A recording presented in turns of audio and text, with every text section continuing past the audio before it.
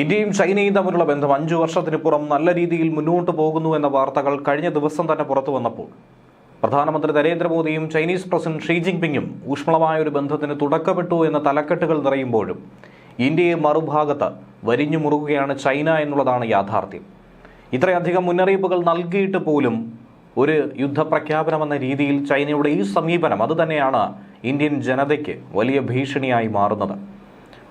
വിമാന സർവീസ് അടക്കം തുടങ്ങിവെച്ച് ഇരു രാജ്യങ്ങളും തമ്മിലുള്ള നയതന്ത്ര ബന്ധം കൂടുതൽ വിപുലപ്പെടുത്താൻ ശ്രമിക്കുന്നതിനിടയിലാണ് ഒരു വലിയ ജലബോംബ് ഇന്ത്യക്ക് മേലെ ഉയർത്തി ചൈന നിലകൊള്ളുന്നത്. യാങ്സി നദിയിലെ വെള്ളപ്പൊക്കം നിയന്ത്രിക്കുന്നതിനും ചൈനയെ വൻ ശക്തിയായി ലോകത്തിന് മുന്നിൽ അവതരിപ്പിക്കാനും വേണ്ടി 1919 ആ നദിക്ക് കുറുകെ നിർമ്മിച്ചതായിരുന്നു ഏറ്റവും പ്രസിദ്ധമായ ത്രീ ഗോർജസ് അണക്കെട്ടെന്നുള്ളത്.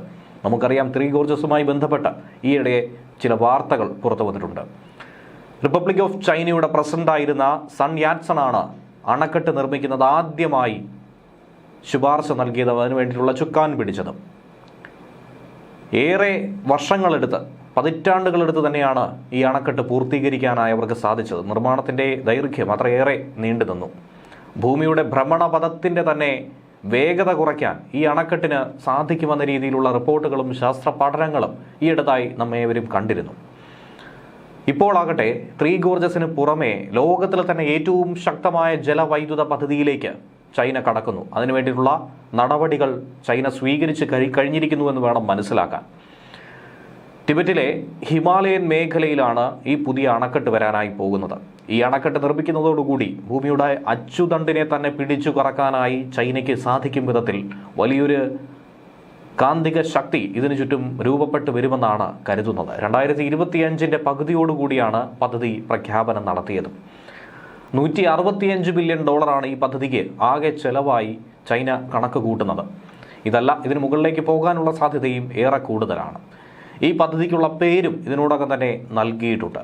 മോട്ടുവോ എന്നാണ് ജലവൈദ്യുത നിലയത്തിനിട്ടിരിക്കുന്ന പേരും. ഇതിലൂടെ 50 ജിഗാവാട്ട് വൈദ്യുതി ഉൽപ്പാദിപ്പിക്കാനുള്ള ഒരു നീക്കത്തിലേക്കാണ് അവർ കടക്കുന്നത്. ത്രീ ഗോർജസിൻ്റെ ഉൽപ്പാദനത്തിൻ്റെ ഏകദേശം ആ അണക്കെട്ടിലുണ്ടാക്കുന്ന വൈദ്യുതി ഊർജ്ജ ശക്തിയുടെ 3 ഇരട്ടിയിലധികം മോട്ടുവോയിലൂടെ ഉണ്ടാക്കിയെടുക്കാൻ സാധിക്കുമെന്നാണ് പ്രതീക്ഷിക്കുന്നത്. 60 ജിഗാവാട്ട് വരെ വൈദ്യുതി ഇതിൽ ഉൽപ്പാദിപ്പിക്കാൻ സാധിക്കുമെന്നാണ് ചൈന പറയുന്നത്.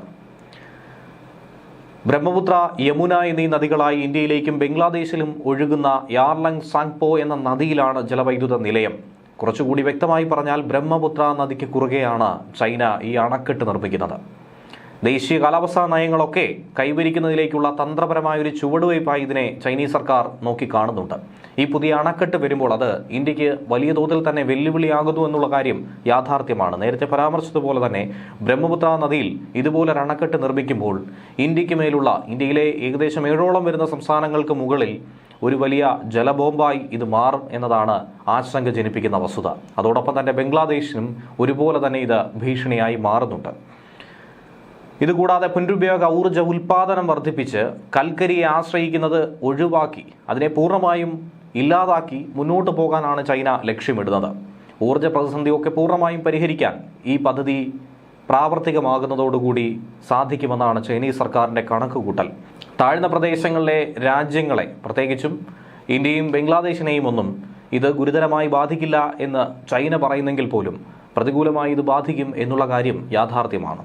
ടിബറ്റ് ഉൾപ്പെടുന്ന പടിഞ്ഞാറൻ പ്രവിശ്യകളിൽ നിന്നും കിഴക്കൻ ചൈനയുടെ വ്യാവസായിക കേന്ദ്രങ്ങളിലേക്ക് വൈദ്യുതി അയക്കുന്ന പടിഞ്ഞാറ് കിഴക്ക് വൈദ്യുതി പ്രക്ഷേപണ സംരംഭത്തിൽ ഈ പുതിയ അണക്കെട്ടിൻ്റെ പങ്ക് ചൈനീസ് സർക്കാർ എടുത്തു പറയുകയാണ്. എന്നാൽ പാരിസ്ഥിതിക പ്രശ്നങ്ങളടക്കം പ്രാദേശിക വിഷയങ്ങളും ഇതിൽ ഉൾപ്പെടുന്നുണ്ട്. അണക്കെട്ടിൻ്റെ അതിർത്തി കടന്നുള്ള പ്രത്യാഘാതങ്ങൾ അതുതന്നെയാണ് ഏവരും ചിന്തിക്കുന്നത്. പ്രത്യേകിച്ചും ഇന്ത്യൻ ഗവൺമെൻറ്, പ്രാദേശിക സർക്കാരുകളും പരിസ്ഥിതി സംഘടനകളും ഇതേക്കുറിച്ചുള്ള ആശങ്കകൾ പങ്കുവയ്ക്കുന്നുണ്ട്.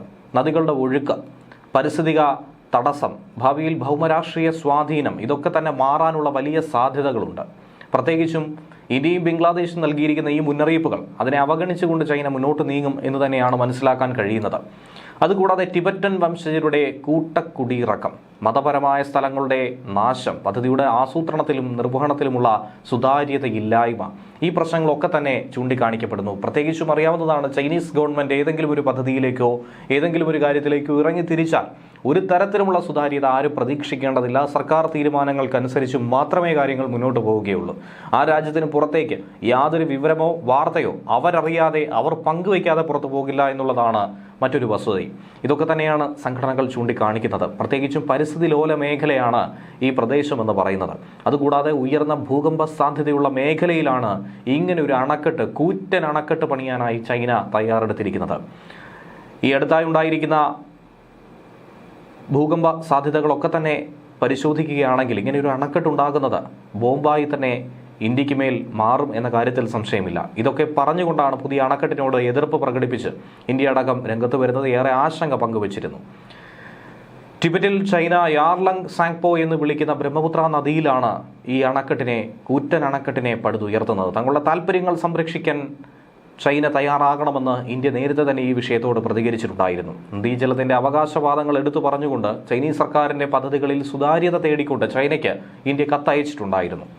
ചൈനയിലെ പുതിയ ഡാം നിർമ്മാണത്തിന്റെ ഘട്ടങ്ങൾ ഇന്ത്യ സസൂക്ഷ്മം തന്നെ നിരീക്ഷിക്കുകയെന്നും ആവശ്യമെങ്കിൽ കഠിനമായതും ഉചിതമായതുമായിട്ടുള്ള നടപടികൾ സ്വീകരിക്കുമെന്നും ഇന്ത്യ ഒരു മുന്നറിയിപ്പും നേരത്തെ ആയിരുന്നു നൽകിയിരുന്നത്.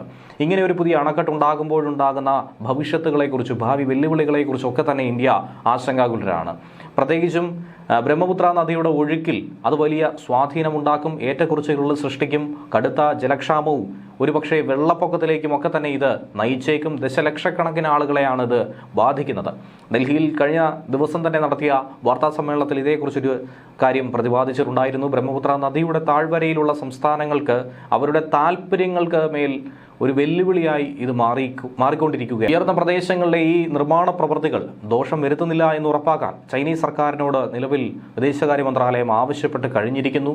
ഈ പദ്ധതി എന്ത് സംഭവിച്ചാലും പൂർത്തീകരിക്കുമെന്ന് തന്നെ ചൈന ശാഠ്യം പിടിക്കുകയാണ്.